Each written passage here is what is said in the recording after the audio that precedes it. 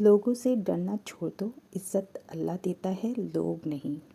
جی، یہاں پہ میں ان لوگوں کے بارے میں بات کر رہی ہوں جو اپنی زندگی کسی ڈر خوف کی وجہ سے بہت بری زندگی گزار رہے ہوتے ہیں، یا انہوں نے بچپن سے ایسے ماحول میں پلے ہوتے ہیں کہ ان کو اپنے ارد گرد کے لوگوں سے کسی بھی بات کی یا کسی بھی معاملے میں کوئی غلط فہمی یا کسی بھی بدمزگی سے ایک طرح سے بچنے کے لیے بھی ایک طرح کا ڈر رہتا ہے، تو بھائی وہ ڈر بھی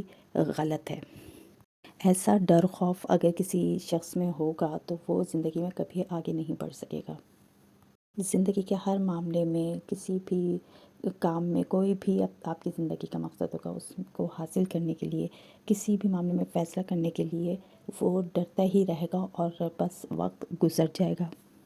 یہاں پر میں ایک بات ایڈ کروں گی کہ زندگی میں حالات اور واقعات کو بھی نظر انداز نہیں کیا جا سکتا، لیکن اگر آپ اپنا صحیح فیصلہ صحیح وقت پر نہیں کریں گے تو بھی آپ پچھتاوے کا باعث تو بنے گا۔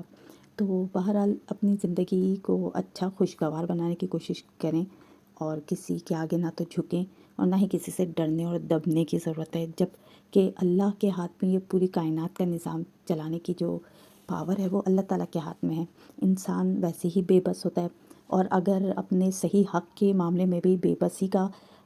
کی طرح کی زندگی گزارتے تو پھر ایسی زندگی کا کیا فائدہ؟ اس کو تو پھر میں یہاں یہ کہوں گی کہ آپ ناشکری کی زندگی گزار رہے ہیں، یعنی آپ اللہ کا شکر ادا نہیں کرتے۔ اب یہاں پر ڈرنا ڈفرینٹ کیٹیگریز میں آتا ہے، جیسے کہ کوئی بیوی اپنے شوہر سے بہت زیادہ ڈر کے رہتی ہے کہ اپنے جائز حقوق کے لیے بھی نہیں آواز اٹھا سکتی، یا پھر کوئی ایسا بیٹا جو اپنے گھر والوں سے اتنا ڈرتا ہے کہ اپنی بیوی کو بھی اس کے حقوق ادا نہیں کر پاتا اور اس کو اپنے خدمت میں تو لگایا ہوا ہے، اپنے گھر والوں کی خدمت میں بھی لگایا ہوا ہے، یا پھر کچھ بچے ایسے ڈر کا شکار ہوتے ہیں جو اپنے ماں باپ سے اپنے دل کی بات نہیں کہہ سکتے۔ ان لوگوں سے مت ڈرو جو اپنا بدلہ لینا جانتے ہوں،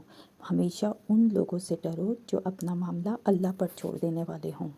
بے شک اللہ کا ڈر خوف ہونا چاہیے دل میں، اور ان لوگوں سے بھی ڈریں جو اللہ کے خاص بندے ہیں۔ اب وہ کون سے ہو سکتے ہیں، تلاش تو ہمیں کر کے ہی معلوم ہوتا ہے جب ہم کسی سے ملتے ہیں، اور یہ نظر بھی آ جاتا ہے کہ کون ظالم اور کون مظلوم ہے۔ تو جو مظلوم ہوتے ہیں، جن پہ ناحق ظلم کیا جا رہا ہوتا ہے، کسی بھی آپ فیملی میں دیکھ لیں، کسی بھی شعبے میں دیکھ لیں، اپنے ملک کے حساب سے اگر آپ دیکھنا چاہیں تو اس کو بھی لے سکتے ہیں کہ اگر کوئی ظالم ظلم کر رہا ہے اور مظلوم خاموشی سے سہ رہا ہے اور بالکل بے بس ہے کہ وہ اس کا نہ جواب دے سکتا اور نہ اس کے لیے آواز اٹھانے کی طاقت رکھتا ہے، تو سوچیں اس مظلوم کا اللہ تعالیٰ کس طرح سے بدلہ دلائیں گے۔ تو ڈر خوف تو اللہ کا ہونا چاہیے، کسی ظالم طاقتور کا ڈر خوف ہرگز نہ اپنے دل میں بٹھائیں۔ یہاں بلکہ یہ کہا جائے کہ بادشاہوں سے مت ڈرو، بلکہ بادشاہوں کے بادشاہ اللہ سے ڈرو۔ ہمارے دل میں اللہ کا ڈر خوف کیسے پیدا ہوگا، یہ بھی سوال اٹھنا چاہیے، اور اس پر سوچنا چاہیے کہ بے شک جو اللہ کے بتائے ہوئے احکامات کو فالو کرے گا، صحیح طرح سے ان کو ادا کرے گا، اللہ کی عبادت کرے گا، 5 وقت کی نماز پڑھے گا، سچ اور جھوٹ میں فرق رکھے گا اور کسی کے ساتھ بد دیانتداری نہیں کرے گا،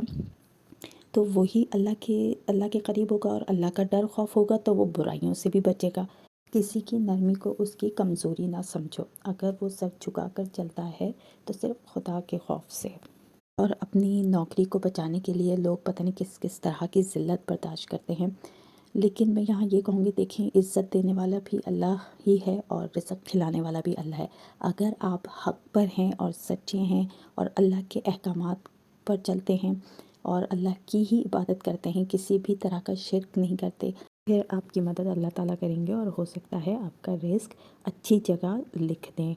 میں نے ایسی بہت سی خواتین کو بھی دیکھا ہے جو اپنا گھر بچانے کی خاطر اپنے اوپر کسی بھی قسم کا ظلم برداشت کرتی رہتی ہیں، چاہے وہ ان کو مینٹلی ٹارچر کیا جاتا ہو۔ بہت سی ایسی خواتین ہیں جن کو فزیکل